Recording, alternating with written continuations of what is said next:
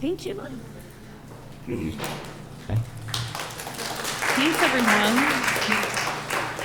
All right. Thank you so much for having me. I'm so happy to be here. Thank you, Alyssa, for the invitation. Anytime the words standard of care and quite literally any level of psychosocial support is talked about, social workers get really happy and excited. So here to talk about how we can support our siblings. Here today, being in this room, you either care for a patient with ALD, you either love someone with ALD, or maybe someone in your family has passed away from ALD. Today we're going to talk about how that care moves beyond the patient and into the siblings of our patients in this community. So this curriculum was created by myself and two other incredible child life specialists, Kat Rednick and Lauren Mitski. They are both child life specialists. They actually are grief counselors and therapists. They do telemedicine out of Florida and are able to see patients in all 50 states and have worked specifically with some of our patients in the leukodystrophy community and their families. I'll have their information also at the end of this presentation as well. They have a lot of familiarity with rare diseases and are both certified as certified grief counselors. Myself, I'm Sarah Stoney. I have been working at the Children's Hospital of Philadelphia for a long time, like 11 years. And I've had the privilege of being the social worker in our Leukodystrophy Center of Excellence since its inception in 2015, I believe. I was just telling this story earlier today. When we started, we were seeing 4 patients maybe a month, really big long days, a lot of chaos. And now we are a well-oiled machine. We have clinic every week. We see lots of patients. And I'm so lucky to get to know each and every single one of them, every single one of the families that come in. So before we get started, I'd just like to say that the discussion we're going to have today is going to involve some sensitive material. So we're going to talk about the grief process, family dynamics, and it's really important to me that you prioritize your own emotional health. So if at any point in time you need to step away or you're feeling overwhelmed, please do so. Your health absolutely comes first. So every child is different, and we encourage you to honor that. Well, what does that mean?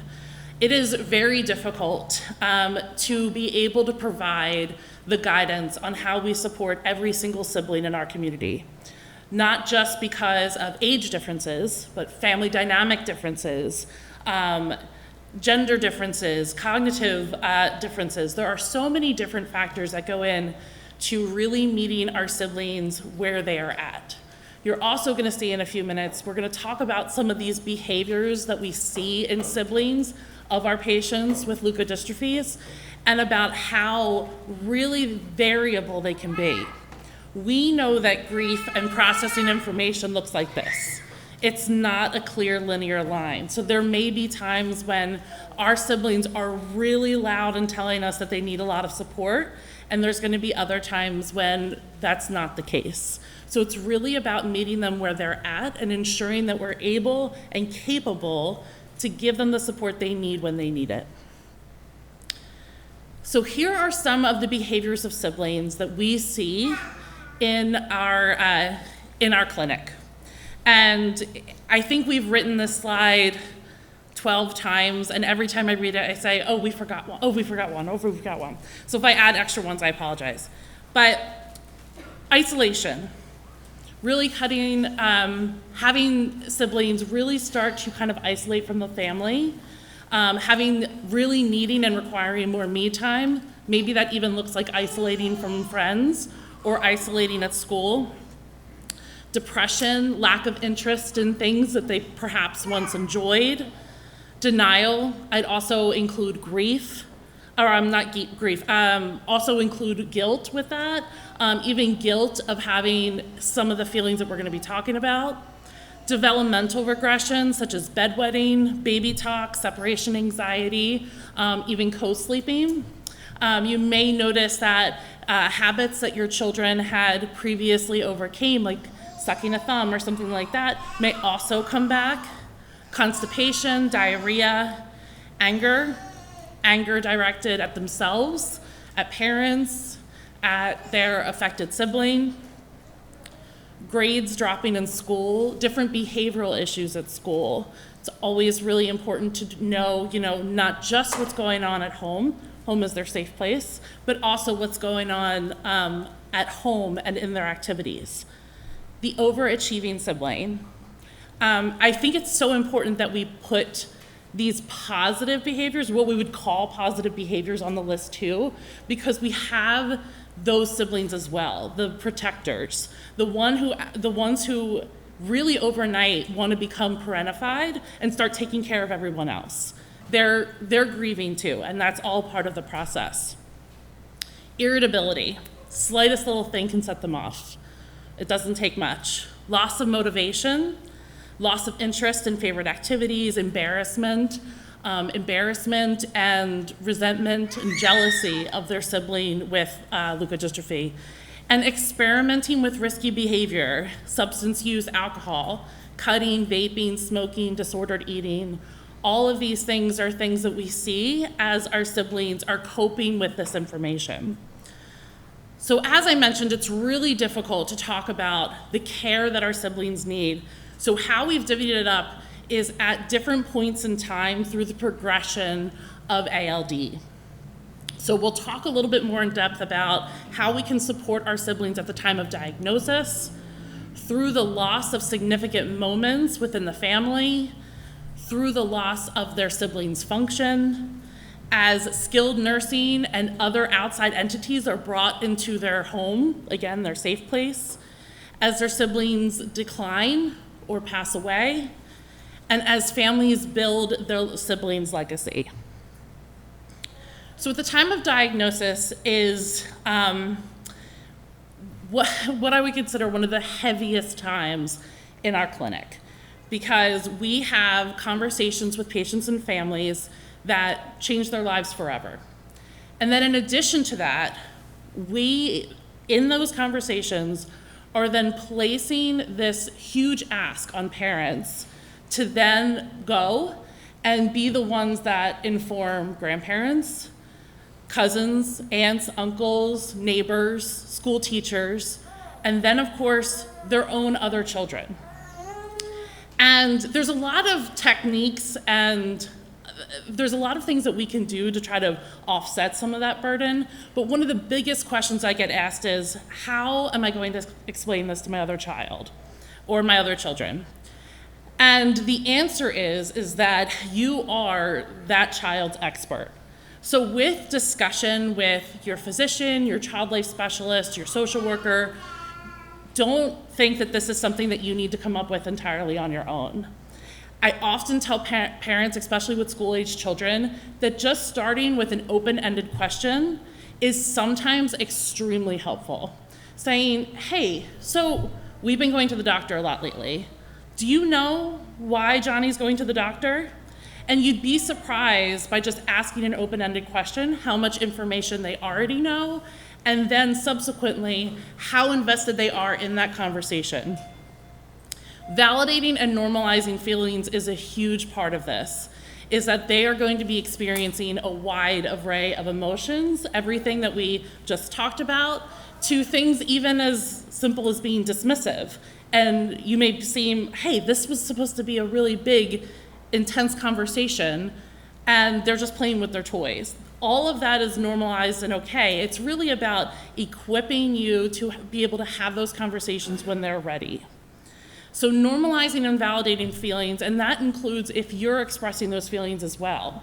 Normalizing, like, you're right, mom and dad are crying because we're sad, because this is really sad. That also encourages them to be able to express those same emotions.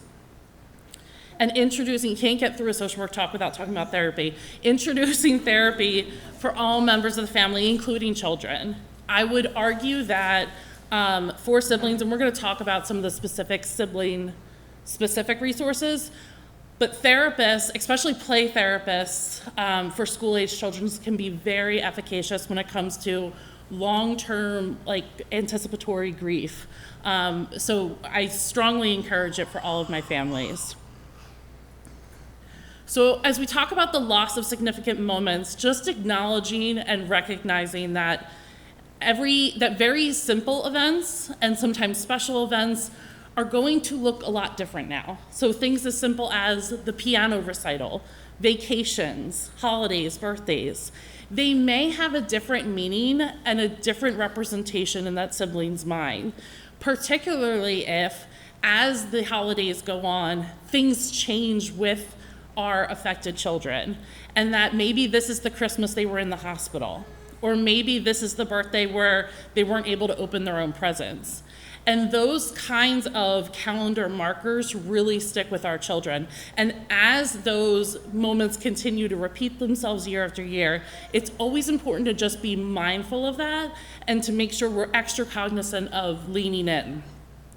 I also like to encourage families to create their own sibling memories. One of the resources we'll talk about at the end is an organization called Sib Shops. If you're not familiar, it's a national organization. We have a chapter at CHOP, and it is a support group for siblings of children with chronic illness. And we have 3 different age groups. We have littles, middles, and teens. And at the same time, something that CHOP does differently is we also meet with parents at the same time. So the parents are with social workers, the children are with child life specialists for 2 hours once every other month. But what we love about it is that is a day that becomes just about that sibling. It becomes a sibling outing day where siblings and their parents can spend the day in Philadelphia. Other kids or the affected children aren't there. It is just a day for siblings and their parents. And usually one parent will stay back and babysit either the kids that aren't eligible or the child with leukodystrophy, but it really becomes this special event. And hearing how families spend that day together is really important, and I think it develops a new routine for them and gives them something to look forward to. So as our siblings lose their function, it's just another layer of grief that our siblings are going to witness and also grieve themselves. So really understanding that this is just a continuation of that grief process we've already talked about, they're recognizing a few things. First of all, seeing things that they were previously able to do with their sibling that they can no longer do. And then also the ideas and the dreams that they may have had for things that they wanted to do with their sibling that also were things that they're realizing, oh, you know what, I don't know that I'm gonna be able to do that with my brother or sister. So that in and of itself is just another layer where kids really experience that, oh, you know what, this is not the sibling or the life with my sibling that I thought I was gonna have. And that can be recognized extremely young. So evolving expectations of the siblings and talking about how those changes affect you also just opens up the door for the ability for them to be able to talk about it themselves. And even if this is something that causes negative feelings and emotions, know and understand that that is okay. Because just on some days where you may have negative feelings and emotions, when your child's expressing that to you, it's because they feel safe to do so. So just know that some days it may really upset them that they can't play ball in the yard like other siblings can, but that is part of this grief process. This also may impact the relationship that they're having with their peers. It may look, we all know that with school-age children, there's a lot of comparison that goes on. So on the school bus, conversations that go on about what kids do at home with their brothers and sisters, all of that can be absorbed by our siblings, and it can just create a bigger isolation factor of, I don't have the same relationship with my sibling as this person does. So just acknowledging that, and the more we talk about it and normalize it, the more we'll be able to really provide that support when they need it. So next we're going to talk about when people come into the home, skilled nursing, palliative care. I think it's important to just define what those 3 things are, and if this is a review, I really apologize. But skilled nursing is, of course, medical care of treatment provided by a licensed nurse. So you might have a home health aide or a nurse come into the home, usually through an organization like a Bayada or another nursing company. There's palliative care, which is specialized care that focuses on pain management, stress relief, and really about improving the quality of life. And you can have palliative care and skilled nursing in the home at the same time. And then we also have hospice, which is specialized care that really mainly aims to provide comfort and dignity to patients by providing physical comfort and emotional, social, and spiritual supports. They do a lot for patients nearing the end of their life. And typically, these are really big teams of people. So with hospice care, oftentimes there's social workers. I'm thinking of our palliative care team at CHOP has art therapists, child life specialists, has physicians, nurses, fellows, and very similarly with hospice units, they often have multiple different disciplines.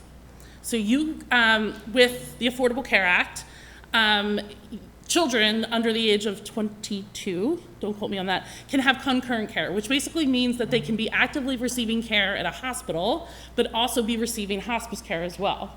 So it is very possible to have skilled nursing, palliative care, and hospice all in your home at one time. See where I'm getting at? It's a lot of people.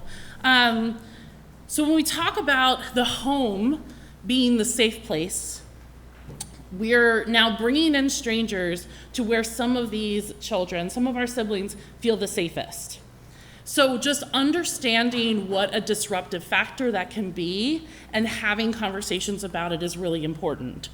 I also encourage families that you can involve siblings in the interview process. When you're interviewing skilled nurses to come into the home, allow them to ask them questions so that they can become more comfortable with them.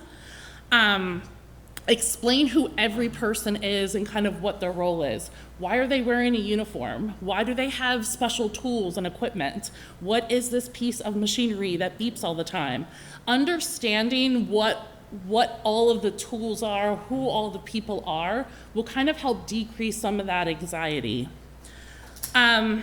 And also, of course, taking cues from our siblings, that if they feel the need to retreat, to kind of sit back, to allow them to do so, but just be willing and able to provide that education when they need it. And use the available supports. There are behavioral supports available on a lot of these teams, especially with palliative care and with hospice. There are typically social workers, chaplains, child life specialists that are available. So by all means, use those supports as you need it. I also suggest to families to have what we call like a safe zone in the house, where is a place where none of the medical people are allowed. So maybe that is the siblings' room, maybe it's the downstairs basement, but it's a place where it's a complete safe zone where siblings can go and they don't have to think or hear or talk about ALD. And then as our siblings decline, we know that as our patients decline, we know that our siblings truly, truly suffer, and we know that the impact it has on them can truly be life-changing. So we know that long hospitalizations can lead to them having limited access with a parent, limited access to that patient, of course, and also limited access to information. Because as people are coming and going, if you're in the room and you've had a child or been treated a child who's had a long hospitalization, you know how difficult those hospitalizations can be. And as that decline may happen, again, we're talking about a lot of those additional layers of support that we talked about. More home care, more equipment, more questions. So the more questions we have, honestly, it's just going to lead to higher anxiety unless we have as much open and free communication as possible. And then as our patients with ALD, when they pass away, we know we do not want to forget our siblings, who are also called our silent sufferers. We want to make sure that they do not feel like their sibling is being erased. And that can be really challenging, particularly at the end of life for a patient with ALD. Even things like having medical equipment picked up from the home after the death of somebody with ALD can feel as though memories are being erased. So it's important to just have as much anticipation of those processes as possible and to talk about it and explain. Explain why the equipment's getting returned. Explain why the hospital bed's getting returned. But also in these moments, don't be afraid to practice, first of all, your own family's practices, whether those be spiritual or religious. Make sure that siblings are heavily involved in those traditions. And then also build a legacy, which we'll talk about in a minute, together for that sibling. Make sure that you guys are engaging in practices that help siblings remember that child with ALD. Expressing grief together can be a very beautiful thing. I think that grief is a very taboo subject. And I can tell you, working in a clinic with 20 plus providers and a lot of different entities, it is very difficult to talk about when our children don't do well. But the more that we do talk about it, the more support that we're actually able to give one another. So as families build their siblings' legacy, one of the first things I'll say is that legacy building does not have to start at the time of death. It can start at the time of diagnosis. You can start building these traditions, doing memory books, or doing different activities at the time of diagnosis to start building that legacy together. You may see, after a patient passes away, you may see some of those behaviors we talked about before, the anger, guilt, resentment, isolation. All of those things may come back and revisit, and it's really just a matter of acknowledging the ebbs and flows that grief kind of takes our siblings on. I encourage you to give updates to people in the siblings' lives so that it doesn't fall on the sibling for having to provide those updates. So things like updating school, coaches, neighbors, different things like that. So that's less conversations that the sibling feels as though is their responsibility to have. Model healthy coping as much as you can. But I say that in that also doesn't mean don't cry. That means cry with your child, that's okay. That it is okay for you to feel emotion and to normalize that, to encourage them to do the same thing. And I just want to acknowledge this one more time and know that these are not bad behaviors of siblings, that these are typical reactions to grief. And that truly the more that we open the doors to talk to our siblings about how they are doing, the more comfortable they will feel in expressing their emotion. So I want to talk about a few resources that we lean heavily on.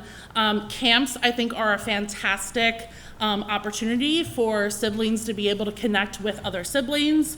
Adams Camp is one in particular that I can think of that is specific for siblings of kids with chronic illness. There are also some groups that also meet for grief camps that are for siblings of children who have passed away. Sib shops, again, and support groups in general are also fantastic. If a hospital near you does a Sib shops program, I highly recommend it. It's typically not a large commitment with regards to time because, like for example, we only do it once every other month for 2 hours, and the friendships and connections that those kids make is truly incredible. Books. Absolutely ask your medical care team about books that can help talk about grief in general. A great grief book is the children's book Tear Soup. I've used it with adults before. It's fantastic. And also the Invisible String series. I'm not sure if you're familiar with it, but Invisible String, there's also an Invisible Leash. But books really that kind of speak to kids in very developmentally appropriate ways so that they can understand that they're not alone and that these are feelings that they're allowed to feel. I strongly encourage connecting with child life specialists if they're available at your hospital. Specifically ask to talk to social workers or child life specialists if they're available in your hospital. Wish organizations ensure that most people in the community know about Make-A-Wish. There are other wish granting organizations out there. There are even wish granting organizations for adults. So please, by all means, talk to your medical staff about what different experiences you might be eligible for, because again, we want to create these memories. And mental health professionals, of course. One last plug about psychologists, psychiatrists, LCSWs, and professional counselors. I'll leave this up for a minute.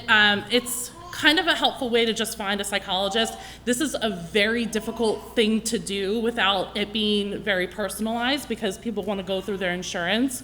I will tell you personally, as a professional, one of the things that I do is I use Psychology Today often to try to find new providers and ensure that they are in network with people's insurance.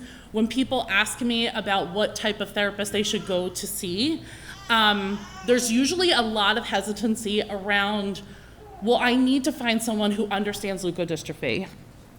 And I'll tell you that person does not exist. So what I usually tell families is that we actually don't need them to be experts in leukodystrophy. We need them to be experts in grief and dealing with chronic illness and family dynamics. So that's what we need them to help handle. And we oftentimes as a medical team are talking with community therapists so that if they do have specific questions, we're able to answer them. But we also are totally fine with them staying in their lane and us staying in our lane and ensuring that everyone is doing what they can to help support the family. So when siblings carry our invisible grief and we acknowledge it, we truly help them heal. I just want to thank every single family I've ever met in the Leukodystrophy Center. I learned more from them than they'll ever learn from me. And to the Breakthrough Coaching Center for helping develop this presentation. I'll take any questions.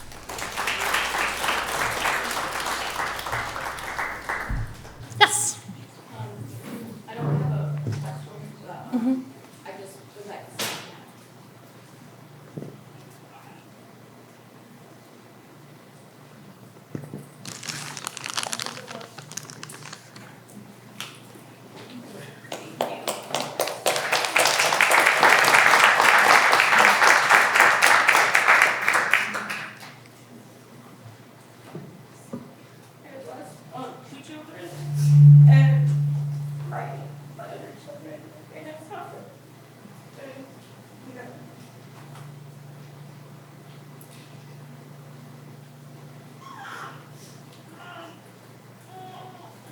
I wish that, you know, I use this stuff and I have a week in there for her because, you know, life is hard. Sometimes I have in hospitals and stay away from and, you know, like their children are hurting and they're suffering and there's nothing available for them, you know, it's like. I'll say that I keep going. Let me see them. Sorry, didn't like. Let me say that I don't think it's ever too late to have some of these conversations, even as adult children and even children who have passed away and are just living in our hearts.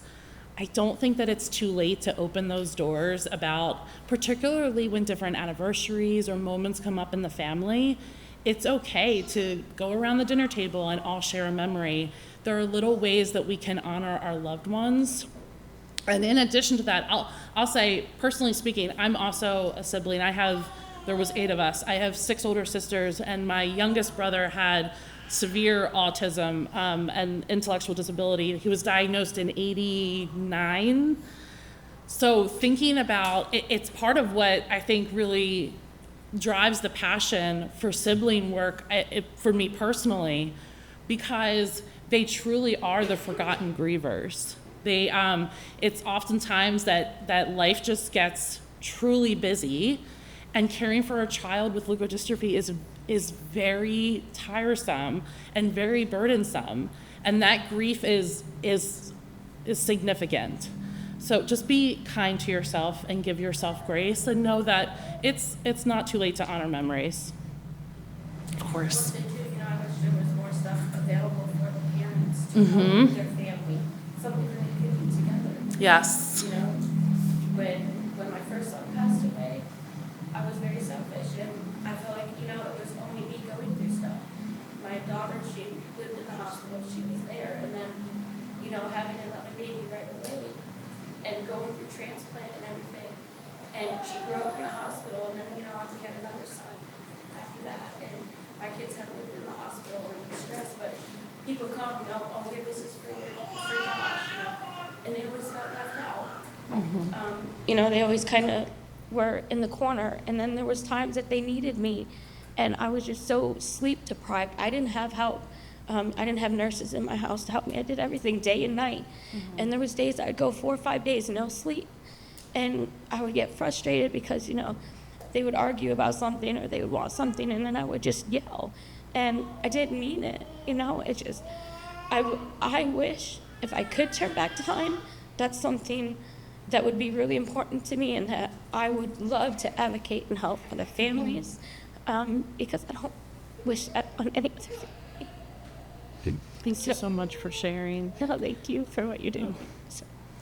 I would encourage you to, if you are part of a health system, ask them what psychosocial supports they have available. Social workers are becoming more popular. When I started at CHOP, we had 2 in neurology. Now we're up to 6. We're begging for more all the time. But it's a privilege and an honor to be able to do this work. And, you know, part of why I appreciate the psychosocial teams in a medical setting is because we really understand, like, the whole, and medical providers do too, that the whole family is our patient. So it's truly not just the patient we're treating, it's the parents, sometimes it's grandparents, it's siblings. So that whole family unit is truly who we need to look after. So that's just, I encourage you to give yourself grace, for sure, because a lot of those supports that we were also talking about, and it's probably a good thing I didn't do the insurance talk, but I mean, we're talking about access to supports that sometimes people don't have. You know, I have plenty of families who unfortunately, due to where they live or the insurance they have, they don't have access to skilled nursing or respite or even varying hospice care, and they're doing it on their own. And that's a huge ask. And then on top of it, we have grief, which is a huge, huge burden that it doesn't go away. It's really just a matter of how you prioritize what you have to do to get through the day. So I truly just appreciate and honor every single parent that has had a child with leukodystrophy. You truly are superheroes in every facet of the world. Any other? Oh. So my daughter was 5 when my son passed away at 7, and we didn't seek therapy then. But there was a couple of different, you know, when she was a little bit older, I asked her if she wanted therapy, and then just recently, because she's 18 now, but she keeps refusing it. But I'm just really concerned about her and how she's dealing with it now that she's an adult. So would you recommend being more aggressive and saying she should go to therapy, even though she keeps saying, no, I don't need it? I don't know what the right thing to do is. Adults are hard. I even think about like what a bad patient I can be sometimes. But I would say continue to check in. Continue to check in and leave the door open. Especially if you feel as though you're seeing any signs that maybe she is in distress in some way, that just leave it as something as, hey, just remember that this is an option for you and that it's totally okay. One of the good things that came out of the COVID pandemic is the ability to be able to do telehealth over for psychologists, which also, what I appreciate about that is that it also makes very skilled therapists sometimes available in more than one state. So, for example, the genetic counselors I talked about, they are in Florida, but they can see patients all over the country. So you can find more skilled and more specialized individuals if you're willing to do telehealth. So that's one positive thing. But specifically, I would just continue to check in and continue to, technically in Pennsylvania, kids over the age of 14 are allowed to consent to their own mental health care. So sometimes I'm having these conversations with patients, with families where their child is kind of even in that window, the 14 to 18. And it's a very difficult and I think personal decision as to whether or not you quote unquote really require or force someone to go into therapy. My suggestion, I follow your motherly instincts if you think that that's something that a line in the sand that you need to draw, but if nothing else, I would just continue to check in and really be observant of okay, I think that she might be hurting in some capacity, and especially around different anniversaries, just making sure that that door stays open for like open communication so that she can talk about it. Thank you everyone so much. Thank you.